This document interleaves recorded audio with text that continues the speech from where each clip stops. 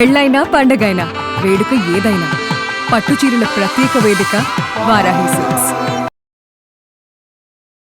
నమస్తే, welcome to Suman TV. నేను పద్మిని. ప్రస్తుతంతో పాటు ప్రముఖ ఆధ్యాత్మికవేత్త లక్ష్మీ నరసింహస్వామి ఉపాసకురాలు, అలాగే ప్రముఖ న్యూమరాలజిస్ట్ శ్రీమతి స్రవంతి గారు మనతో పాటు ఉన్నారు. మాట్లాడదాం. నమస్తే అక్క.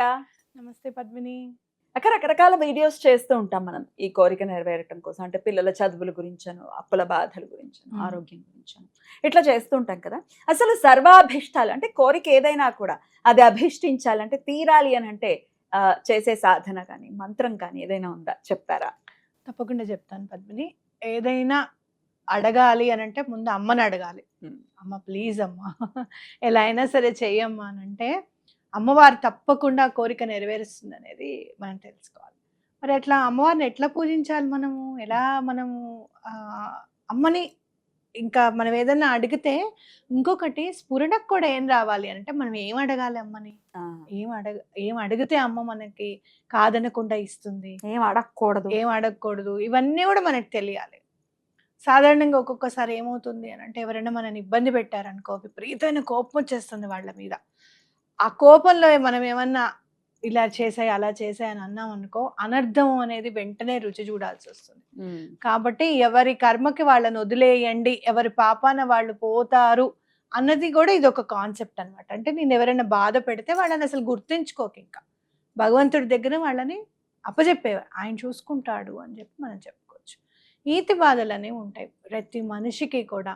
ఉద్యోగము, పిల్లల పెళ్ళిళ్ళు, పిల్లలు మాట వినకపోవడము. ఈ రోజుల్లో అయితే మాత్రం నాకు ఒక్కొక్కసారి అనిపిస్తుంది, మొన్న ఎందుకో నేను చెన్నైతో వీళ్ళతో ట్రావెల్ చేశాను కదా, సింగిల్ పేరెంట్ అంటే ఎంత బాధో అనిపిస్తుంది ఒక్కోసారి. అన్నప్పుడు నేను వెళ్ళి వెంటనే ఏమన్నా తెలుసా, నాకు వాళ్ళు ఒకటి అర్థమైంది అక్క అన్న. ఏంటి అంటే నేను వాళ్ళని పెంచట్లేదు, వాళ్ళే నన్ను పెంచారు. అమ్మగా ఒక్కొక్క రోజు పెంచుతున్నా. అంత అమ్మో, వాళ్ళని నిన్ను కనలేదు, వాళ్ళే నన్ను ఎన్నుకున్నారు అమ్మగా. ఇదైతే కరెక్టే, కానీ పెంచడం కూడానా? అదే వాళ్ళే పెంచుతున్నారు అమ్మగా అని. ఎందుకంటే మన ఆలోచనలు వేరు, వాళ్ళ ఆలోచనలు వేరు, మన అభిప్రాయాలు వేరు. అలా నువ్వు ఇలా ఎందుకు చేస్తున్నావు, ఇలా చేస్తే బాగుంటుంది కదా అంటారు. అట్లా కాదు అని అంటే అది అతి మంచితనం నీది అని అంటారు, తీసి పడేస్తుంది. అలా కొన్ని సందర్భాల్లో ఇవాళ ఒకళ్ళు మాట అంటే నాకు భలే బాధ అనిపించింది. చివరికి నేను ఏం చెయ్యాలో కూడా మా పిల్లలే చెప్తున్నారండి నాకు. ఇట్ ఈస్ ఎవ్రీవేర్ అని అన్నప్పుడు ఆ తల్లి పడే మానసిక క్షోభ ఉంటుంది చూసావా, అయ్యో అని అనిపిస్తుంది కదా.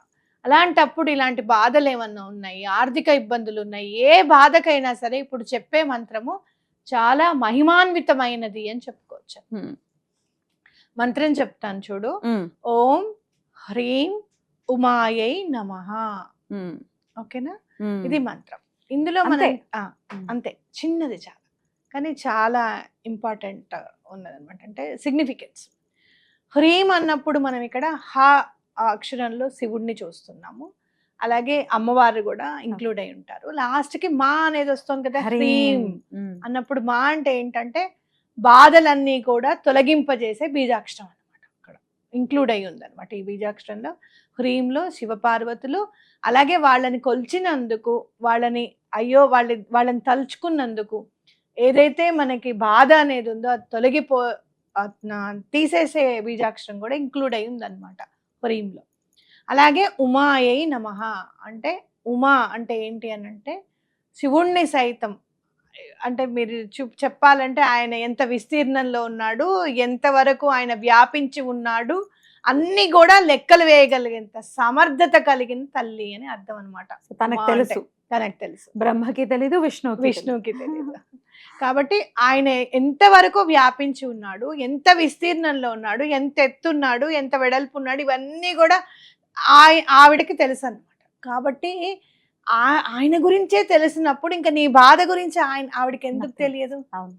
అమ్మ ఎన్నో రోజుల నుంచి ఫస్ట్ రోజు దండం పెట్టుకోండి అంతే, అమ్మ చాలా రోజుల నుంచి బాధపడుతున్నాను, ఈ సమస్యకి నువ్వే పరిష్కారము, ఈ సంఖ్య నేను 108 చేస్తాను రోజుకి, లేదా 500 చేస్తాను, 11 రోజులు చేస్తాను, 21 రోజు చేస్తాను అని చెప్పి నిష్ఠగా మీరే అనుకొని ఓం హ్రీం ఉమాయై నమః అనే మంత్రాన్ని తప్పకుండా జపించండి.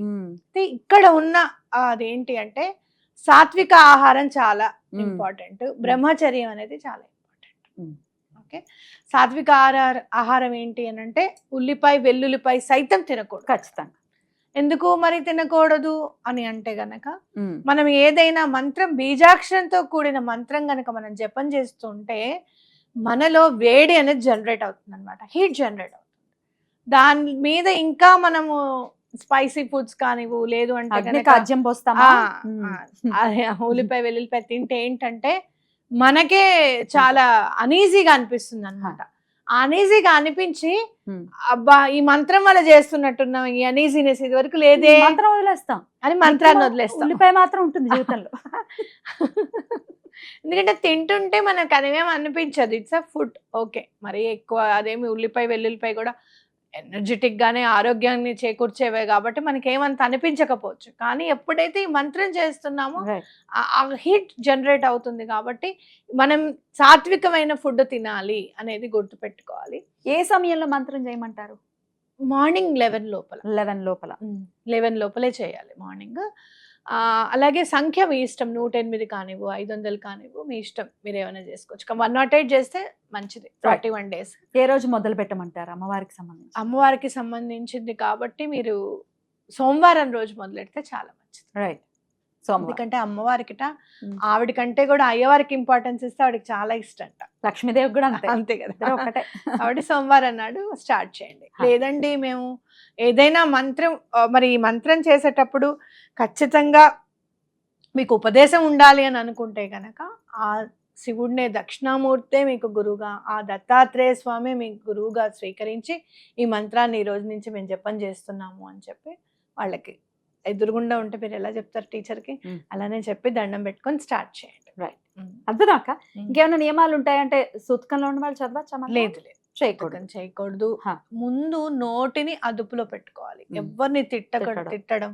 మనం మామూలుగా పిల్లల్ని అంటూ ఉంటాం చూసావా, మామూలుగా అలా అలా తిట్టేస్తూ ఉంటాం, అవి కూడా అస్సలు తిట్టకండి. ఎందుకు అని అంటే కోపంలో అనేస్తాం కదా, మంత్రం చేసే ఎఫెక్ట్ మనకు ఉంటుంది కాబట్టి ఎవరికైనా తగలడానికి అవకాశం ఉంటుంది అనేది గుర్తుపెట్టుకోవాలి. రైట్. అద్భుతం అక్క. మరి ఈ ప్రశ్న ఎట్లా అడుగుతారో వాళ్ళు అడుగుతారు కాబట్టి నేను అడుగుతున్నాను, అదర్వైజ్ అడగను. పీరియడ్స్ లో ఉన్నప్పుడు మంత్రం చదవకూడదు. అది కూడా మనం ఒక వీడియో చేసుకుందాం, ఎందుకు చేయొద్దన్నారు అనేది కూడా ఒక వీడియో చేసుకుందాం. ఒకటి గుర్తు పెట్టుకోండి, ఈ 7 చక్రాస్ ఉంటే గనక లాస్ట్ చక్రాలో కుండలిని శక్తి అనేది ఉంటుంది. అలా బెట్లెక్కుతూ వెళ్తాం అనమాట. ఇక్కడ వెన్నుముక మీద ఉన్నవన్నీ కూడా ఒక ల్యాడర్ అనుకోండి, మీరు ఒక నిచ్చెన అనుకోండి. ఒక్కొక్క రోజు ముందుకు వెళ్తూ ఉంటాము. ఇంకొకటి నేను చెప్పాలనుకున్నది, ఈ మంత్రం హార్ట్ చక్రాకి రిలేట్ అయి ఉన్నది అనమాట. అంటే ఏంటి, హ్రీం అనేది కూడా హార్ట్ చక్రాకి రిలేట్ అయి ఉంటుంది. మనసులో ఉన్న బాధలన్నీ కూడా తొలగింపజేస్తుంది అనేది గుర్తుపెట్టుకోండి. అనాహత చక్రం యాక్టివేట్ అవ్వడం అంటే మాటలా? అద్భుతం అక్క, చాలా చక్కగా తెలియజేశారు. ఖచ్చితంగా ఉపయోగపడుతుంది మన వాళ్ళకి ఇది అని మనస్ఫూర్తిగా నమ్ముతూ కృతజ్ఞతలు అక్క. నమస్తే. నమస్తే.